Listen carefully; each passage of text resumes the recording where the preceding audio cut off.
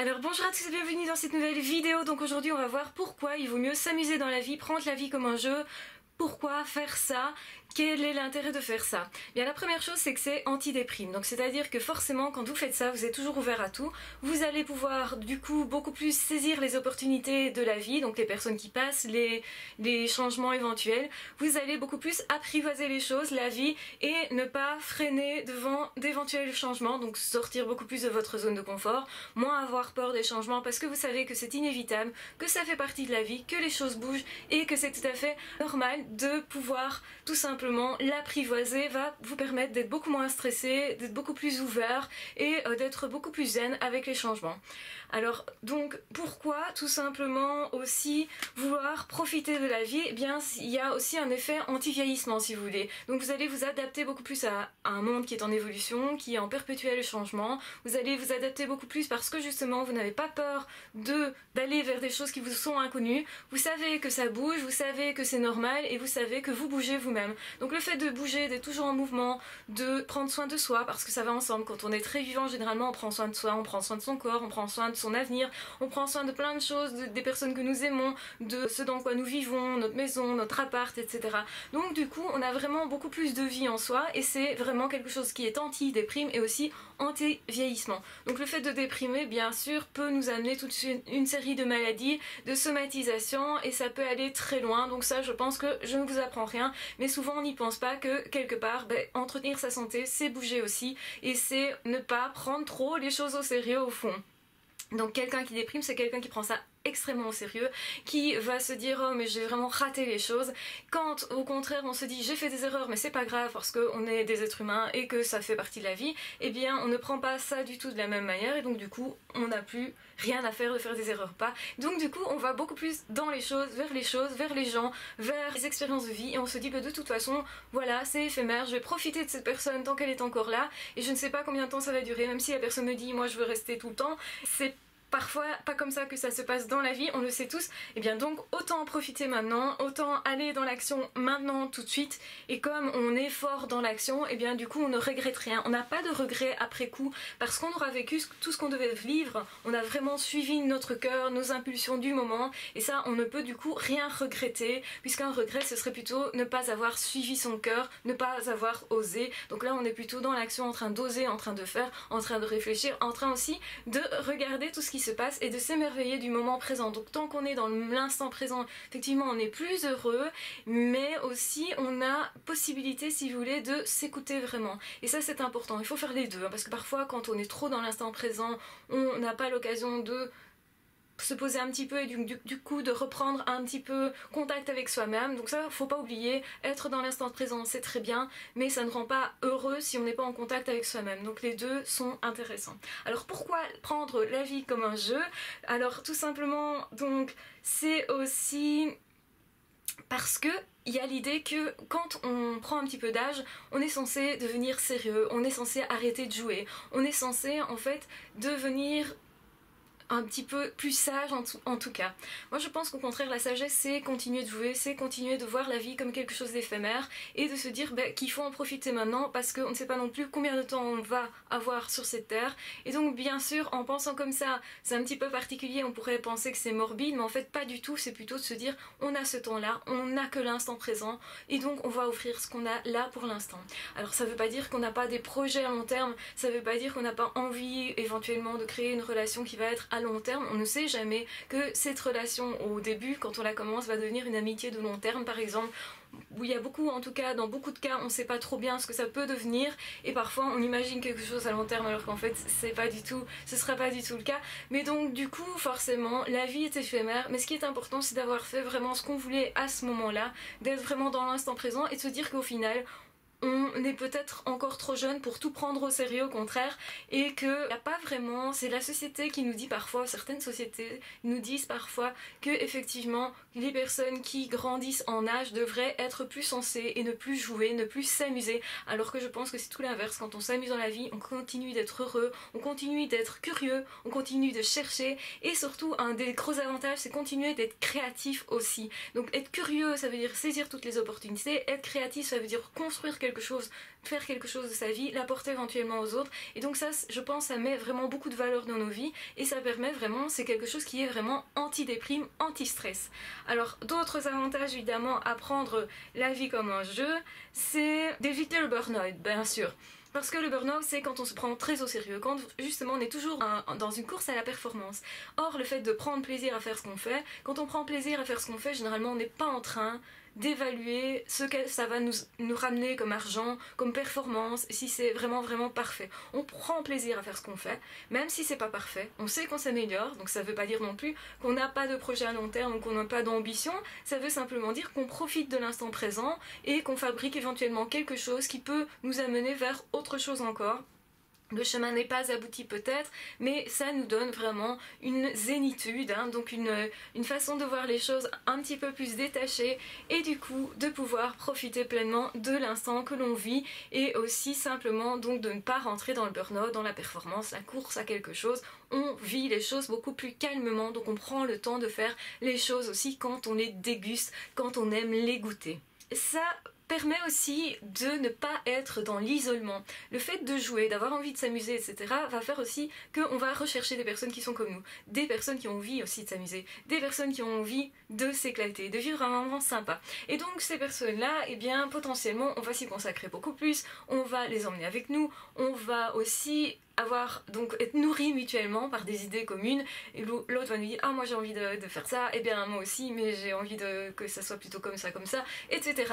Et donc du coup forcément c'est quelque chose qui est extrêmement productif, qui fait vraiment des expériences de vie, comme par exemple partir ensemble en voyage quelque part et on a partagé avec cette personne quelque chose d'extraordinaire. Généralement aucun des deux ne va oublier ce qui s'est passé. Évidemment quand ça se passe bien, il peut y avoir des cas où évidemment ça ne se passe pas bien, mais quand généralement on a envie de s'amuser tous les deux et que c'est cette même envie qui prime, on se prend pas la tête, on se dispute pas, au contraire on va ensemble quelque part et le projet commun nous assemble et fait qu'on passe un bon moment. Généralement c'est comme ça que ça se vit, donc d'où l'intérêt aussi de prendre la vie du bon côté en s'amusant, en voulant jouer, en voulant justement découvrir et en voulant apporter cet amusement à l'autre. Donc l'humour va nous servir beaucoup, énormément, forcément. Donc c'est plutôt un gros atout. Alors autre chose aussi dans le fait de voyager, justement, je voulais dire que c'est l'apprendre de nouvelles choses, c'est découvrir de nouvelles choses, c'est donc s'enrichir et c'est donc aller plus loin. Ça donne aussi envie de s'amuser encore plus généralement.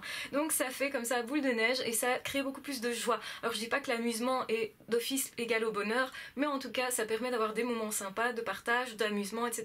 Pas de se prendre la tête, ne pas être stressé. Tout ça, ça quand même, c'est un avantage de taille pour être plus heureux, je pense. Alors, donc j'avais dit que ça stimulait la créativité, mais ça stimule aussi le désir sexuel éventuel. Donc ça veut dire que si vous avez quelqu'un sexuellement qui veut jouer avec vous, forcément vous allez aller aussi dans quelque chose de l'ordre du jeu, du partage, etc. Et ça peut donner des bonnes expériences.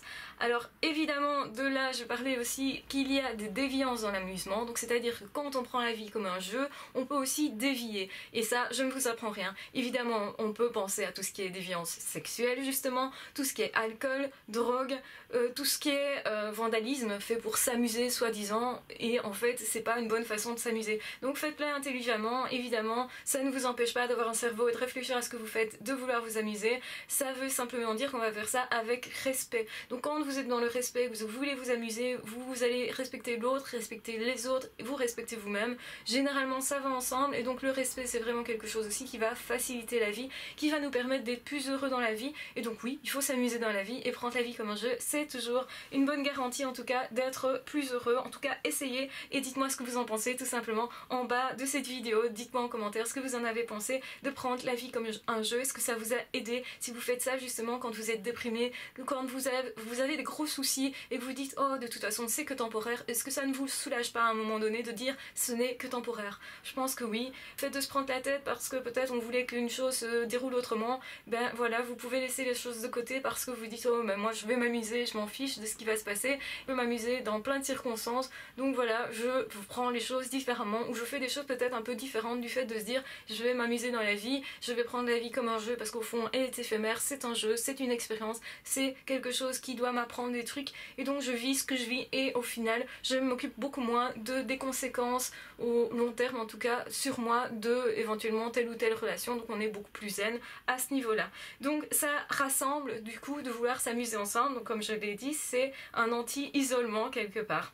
Alors une autre chose, c'est de pouvoir justement rester admiratif de tout ce qui se passe autour de soi, de pouvoir goûter les choses, d'être dans une sorte de béatitude, de presque spiritualité, parce que généralement quand on est dans un moment spirituel, on est dans l'instant présent, on est dans une sorte de jeu, on est dans l'éblouissement du moment présent presque, et donc on vit ça intensément et on le vit bien et on se dit waouh, c'est trop beau, c'est trop fort, c'est trop génial, j'ai envie de vivre ça, j'ai envie de continuer de vivre ça, et donc on vit ça vraiment d'une façon tellement zen que donc du coup le fait de jouer dans sa vie peut effectivement être associé à une certaine forme de spiritualité. Ce que j'avais dit aussi, c'est que le fait de vouloir jouer peut donner l'envie d'essayer de nouvelles choses, de découvrir de nouvelles choses, quels que soient les domaines, c'est vraiment très vaste, et du coup nous permettre l'apprentissage, des apprentissages supplémentaires, du coup augmenter quelque part nos capacités. Alors je ne vais pas parler d'intelligence, même si peut-être que c'est une forme d'intelligence que d'augmenter nos capacités relationnelles, que d'être plus à l'aise socialement parce qu'on a appris à l'être, on a appris à être plus détendu, donc forcément ça va aider au niveau relationnel et avec nous-mêmes et avec les autres et avec l'environnement, et peut-être nous aider aussi dans nos aptitudes. Je sais pas si vous avez vu quelqu'un par exemple qui essaye de planter un clou dans un mur et qui est hyper stressé et risque à tous les coups de se taper sur les doigts. Par contre, si votre geste est beaucoup plus fluide parce que vous êtes pas stressé et que vous s'en fichez un petit peu du résultat et que vous prenez ça comme un jeu, vous avez beaucoup plus de chances d'arriver à accomplir l'action que vous voulez. Et donc ça peut se voir dans plein de choses. Chez les artistes, c'est important par exemple d'être détendu. Quand vous faites du tennis par exemple, c'est important d'avoir des gestes détendus. Donc dans beaucoup de choses, en fait, le fait d'être détendu va permettre non pas de ne pas prendre les choses tellement au sérieux, puisque vous faites ça quand même parce que vous estimez que c'est nécessaire, que c'est important pour vous. Ça n'empêche pas que ça soit important de prendre ça comme un jeu, hein. Mais en même temps, forcément, vous êtes dans un positionnement en tout cas qui va être plus simple, qui va vous permettre d'avoir plus de résultats et du coup d'avoir aussi plus confiance en vous, et donc ça va vous permettre un plus grand bonheur. Et donc aussi, comme je l'avais dit au tout début de la vidéo, c'est vrai que je n'en avais pas fait un point vraiment spécifique, mais le fait de s'amuser dans la vie, c'est anti-stress. Ça permet aussi de déstresser les autres. Donc j'ai parlé de se déstresser soi, mais ce n'est pas seulement soi que l'on va déstresser. Le fait de jouer avec l'autre, de faire de l'humour par rapport à l'autre, l'autre va se mettre dans la même ambiance que nous et donc du coup plus facilement se déstresser. Et donc tout ça c'est important, ça permet effectivement d'être dans un mieux-être. Comme vous vous en doutez, le fait de jouer dans la vie, de prendre la vie comme un jeu, de se dire que tout est éphémère, qu'il faut profiter des choses qui sont là, des gens qui sont là. Pourquoi ? Pour ne rien regretter, pour aussi simplement suivre son cœur, être vraiment en accord avec soi-même, être en accord avec ce que l'on est. Aussi ne pas tout prendre trop au sérieux parce qu'au final sinon on va se crisper peut-être sur un résultat que l'on veut absolument, et au final on est beaucoup plus zen avec les résultats potentiels. Alors je pense aussi qu'on aura beaucoup plus de résultats en étant plus zen, en voyant la vie comme un jeu et se dire voilà, demain je sais pas où je serai mais j'y serai parce que mon cœur m'aura dit d'y aller. Et donc ça c'est important, ça peut créer aussi une sorte d'aventure, de se dire voilà, je suis dans quelque chose de complètement différent et je vais vers quelque chose de complètement différent. Alors je pense que c'est une bonne façon de passer justement une année très riche en perspective, et du coup effectivement, parce que comme c'est le début de l'année, nous généralement en tant qu'être humain on a tendance à se projeter et à se dire ok, qu'est-ce que je vais faire de cette nouvelle année. Donc c'est un peu l'occasion de remettre les choses à zéro et de se dire cette année je vais vivre en jouant, je vais prendre la vie comme un jeu, je vais faire de mon mieux pour m'amuser, je vais faire de mon mieux pour amuser les autres, je vais faire de mon mieux aussi du coup pour partager plein de choses, pour être vraiment moi, pour être vraiment en accord avec tout ce que je veux faire et être, sans trop me préoccuper de ce qui va arriver dans l'avenir, parce que de toute façon se tracasser ça a rarement aidé quelqu'un. Donc forcément quand vous vous tracassez trop, au final souvent vous avez peur de choses qui n'arrivent jamais, et en plus vous gâchez votre moment présent. Donc le mieux c'est de prendre ça, voilà, on fait comme on fait et puis ça tombe comme ça, ça tombe comme ça, et si ça tombe autrement, ça tombera autrement. C'est un petit peu être plus fataliste, mais c'est aussi être beaucoup plus positif et se dire que quoi qu'il arrive de toute façon on aura l'occasion de s'amuser encore beaucoup, même si les situations changent, même si on n'avait pas prévu, on voulait un autre résultat que ça, de toute façon on trouvera toujours bien moyen justement de se dire que la vie n'est qu'un jeu et que si on souffre ce n'est que temporaire, et qu'on a beaucoup plus de chances du coup de nous amuser dans la vie. Donc j'espère que cette vidéo vous aura plu, qu'elle vous aura donné une façon en tout cas de vous décoincer de certaines situations peut-être pénibles. de mettre un petit peu de baume au cœur si vous vivez des moments pas faciles et de vous dire que l'important c'est justement d'aller vers vous-même et d'aller vers vos rêves et de le faire vraiment dans une zénitude attitude, puisque de toute façon c'est ça qui marche le mieux. Donc je pense que l'important est de se dire bah oui, quel que soit mon âge, je peux m'amuser, quel que soit mon âge, quelle que soit ma culture, quelle que soit ma couleur de peau, quel que soit l'endroit où je vis, quel que soit le nombre d'argent que j'ai en poche, quel que soit le nombre d'amis que j'ai dans ma vie, quelles que soient les relations que j'ai autour de moi, et peut-être sont-elles satisfaisantes ou pas, quel que soit tout ça, quelles que soient en fait nos circonstances et notre situation, on peut toujours décider de s'amuser dans sa vie et d'être plus heureux. Et voilà le message de cette vidéo. Je vous embrasse de toute façon très fort, je vous aime très fort, prenez bien soin de vous et on se retrouve très vite dans d'autres vidéos. À ciao, bye bye.